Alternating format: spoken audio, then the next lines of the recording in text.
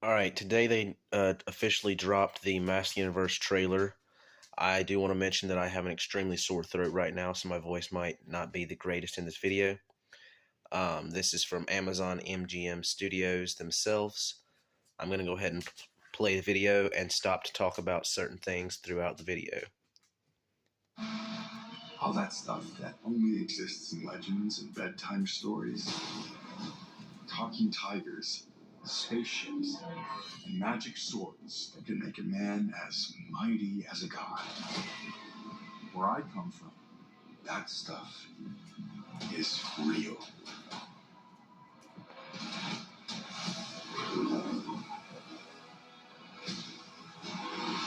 Why did you send me away?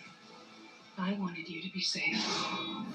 So I sent you to a place I knew that they'd never find you. There's...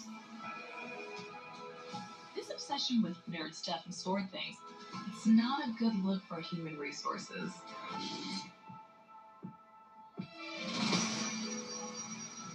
I know it sounds crazy, but that sword is gonna show me the way home.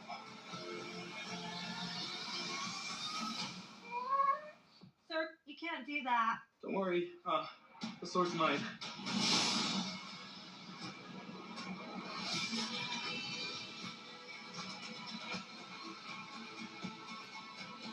Hold on, it's about to get weird.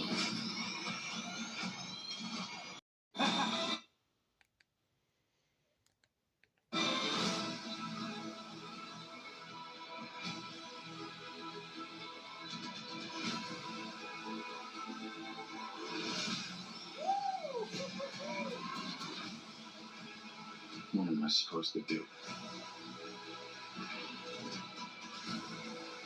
Take the sword. Protect them.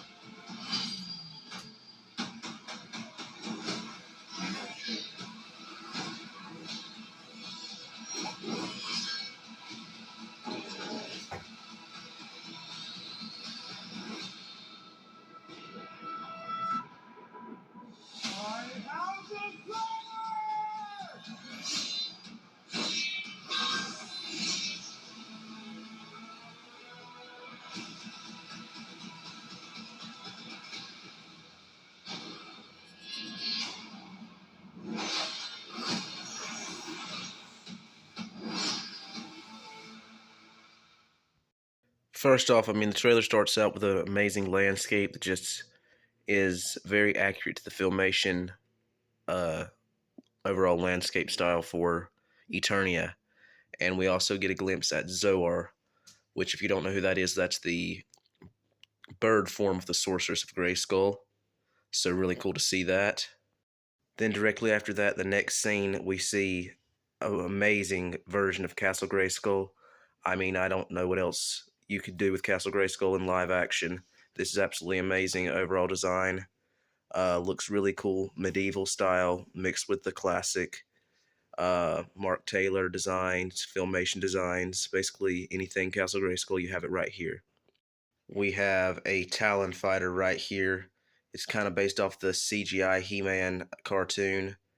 You got a view of Eternia, which it's worth mentioning they have the setup of Eternia a little bit different than in the filmation cartoon, because as you can see in the upper right-hand corner, Castle Grayskull is linked to the Eternos Palace by like a bridge, something reminiscent to in Thor, but it's actually a regular bridge, unlike in Thor.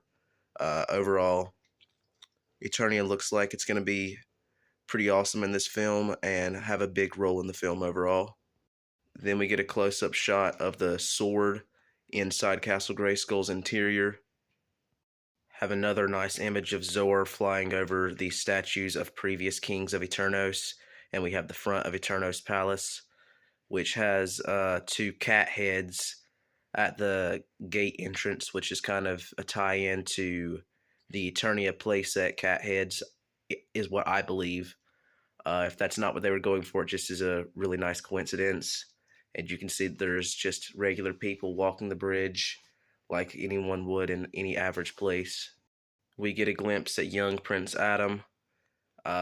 This is basically how he looked before he was sent to Earth in this storyline, something sort of like Clark Kent was sent to Earth. Of course, that's before he became Clark Kent. He was Kal-El or whatever, but they have a kind of Superman tie-in style storyline here.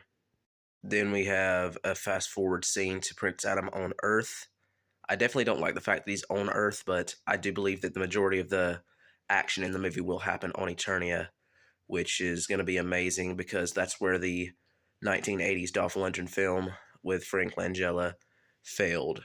Is they spent way too much time on Earth, and the Eternia scenes were very mediocre and made it seem like a dark wasteland of a world, with Castle Grayskull being basically the only structure. So I hope that Eternia has a big role in this film.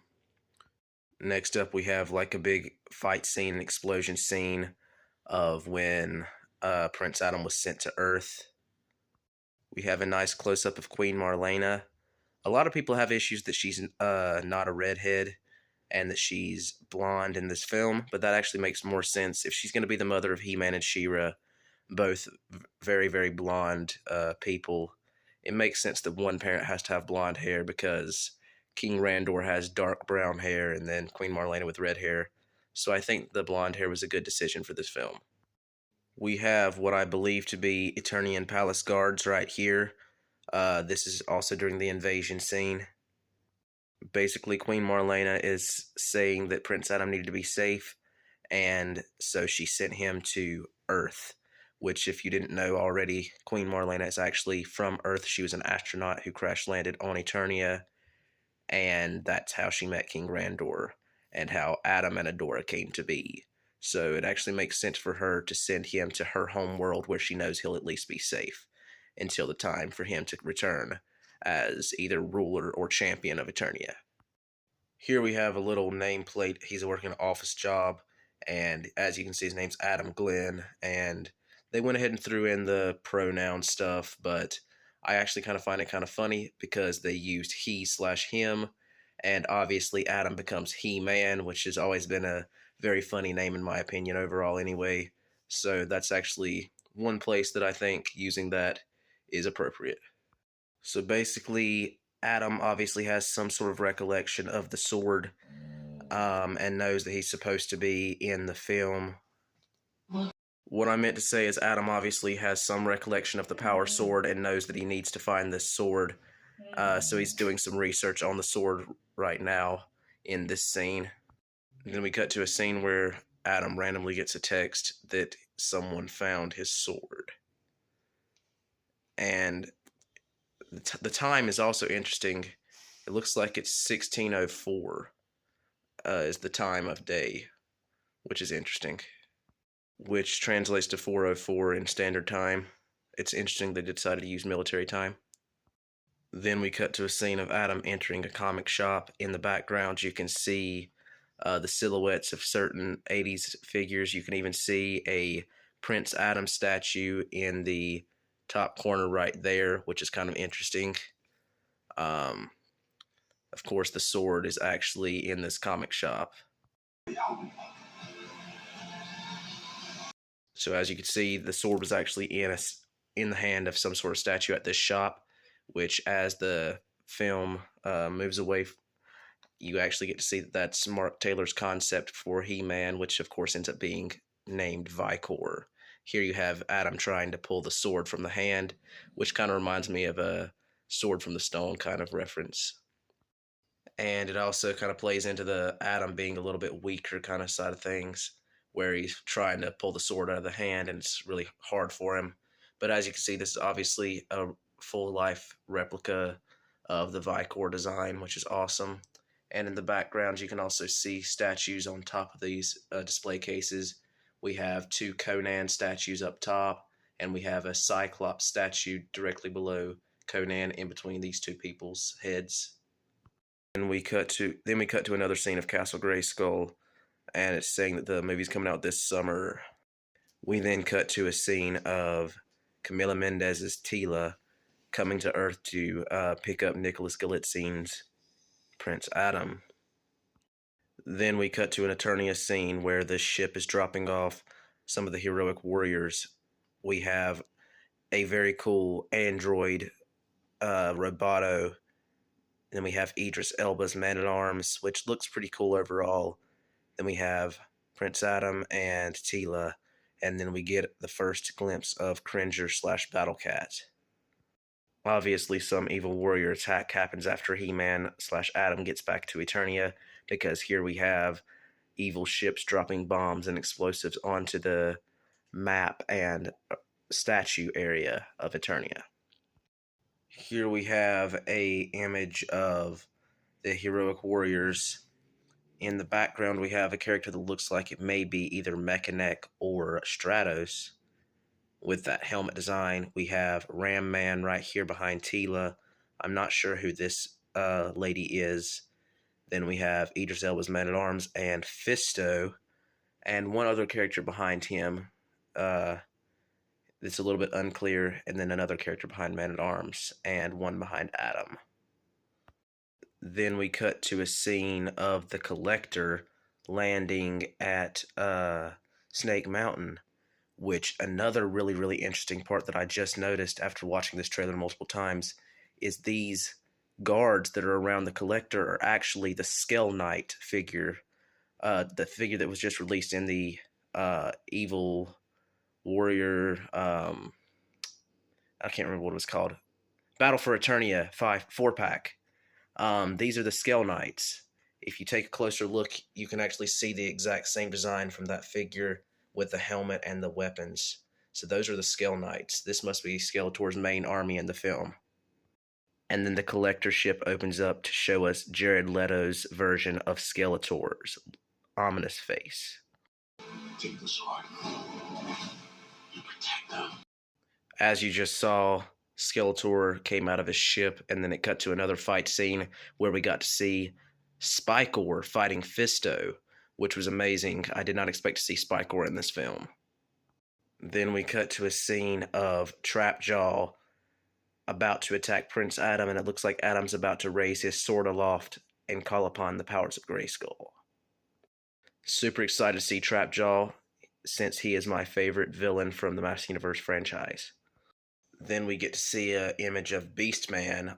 Apparently he was sent after Adam to Earth, it looks like, because this is obviously an Earth police vehicle that Beastman is crushing beneath his monstrous weight. Here's a nice close-up of Tila.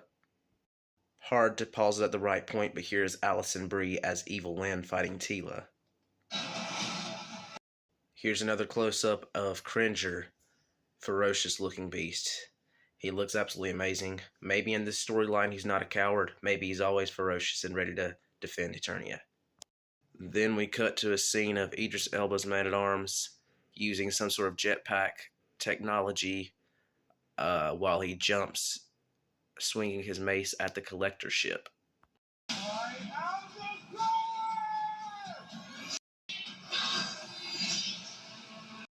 As you can see, He-Man activated by the power of Grayskull and started fighting some Skull Knights. Here we have a scene of Snake Mountain.